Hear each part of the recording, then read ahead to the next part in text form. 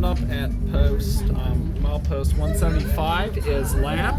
This was the site of a water stop or steam locomotive where there were 3 tracks. There was a double track main line and a 45 car capacity siding. It wasn't often used due to newer and bigger steam locomotives holding enough water to make its deal. The water tower was primarily used for emergencies and was abandoned after the diesel transition. At milepost 176 is Woodcock Hollow. This is the site of a hairpin turn. The double track was removed by the 1950s. At Sunnyside, engine crews could look across the valley on their long freight trains in their own cabooses. Milepost 174 was at Hillside, which overlooked the Jennings Run Valley.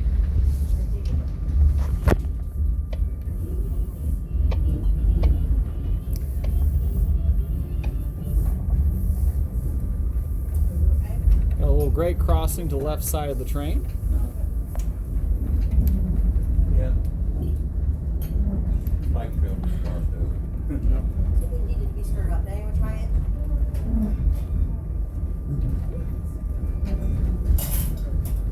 There's the hairpin turn.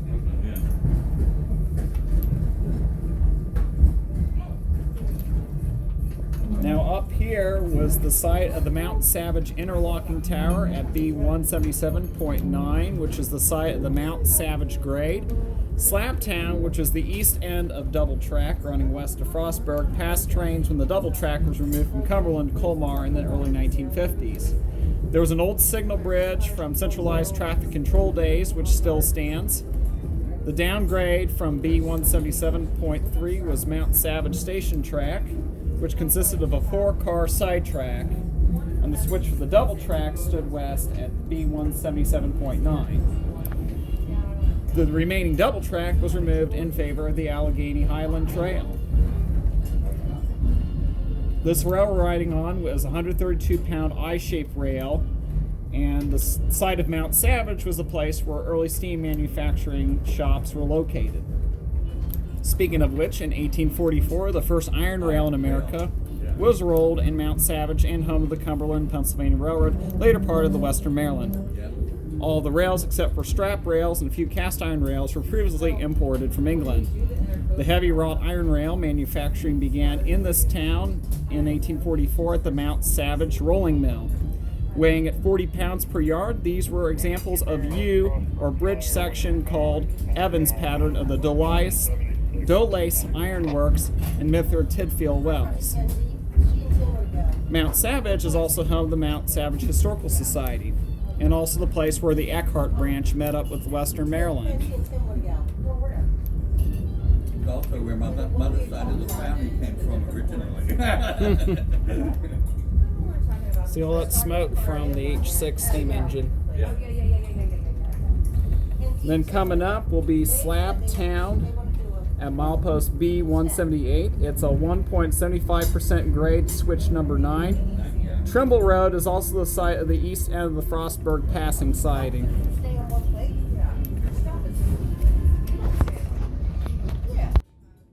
There's the curve. Yeah.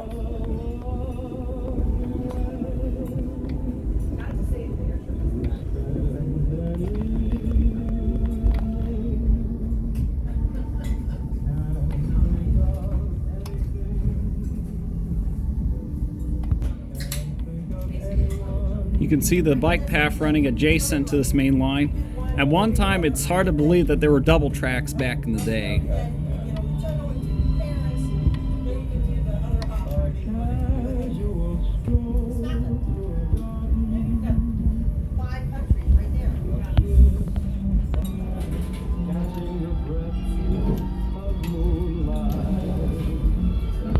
You can see the many rock formations along the railroad right-of-way.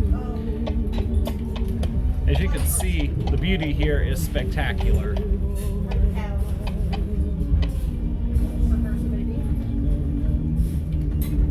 And I gotta say too, the view is breathtaking. Especially when you look out over the valley towards Mount Savage. Look at those beautiful hills. It's pretty as a picture, isn't it? And there's Mount Savage. There's Here's where the Eckert branch met up.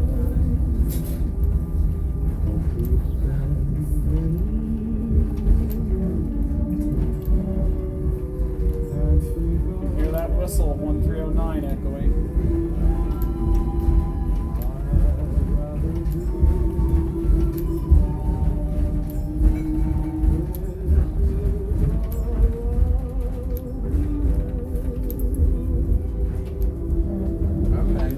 Out here on the right, Yeah.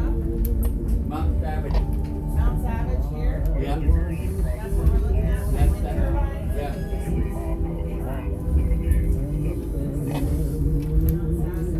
And it's there. After clearing 177. Where the first iron railroad rails were built, made in the United States. The first iron rail. Yeah.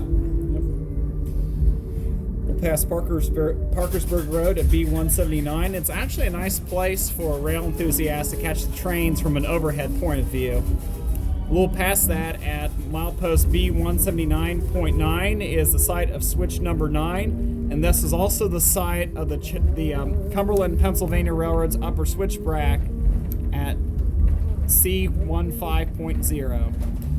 The rails were pulled up from the Western Maryland Main Line from here to Borden Tunnel and relayed up the Cumberland, Pennsylvania Main Line to Frostburg Depot. The abandoned Western Maryland portion was part of the Connellsville, Maine. This is a 3% grade and it's the steepest part of the Western Maryland Scenic Railroad's route. Nice.